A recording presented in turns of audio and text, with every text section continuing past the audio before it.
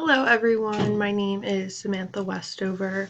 You can call me Sam. I am from Delaware County, Pennsylvania, and my experience is primarily with childcare.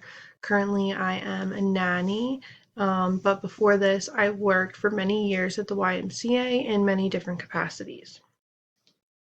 I am really excited to start my MSW here at Widener. I am a little nervous about trying to, balance school and work and mastering the APA format, but I'm very determined. I'm really happy to be furthering my education here at Widener. So, personally, I experience extreme anxiety, specifically panic disorder. Um, so, with my MSW, I really plan and hope to be able to tap into the mental health community and, make it something that's more mainstream and talked about and less taboo.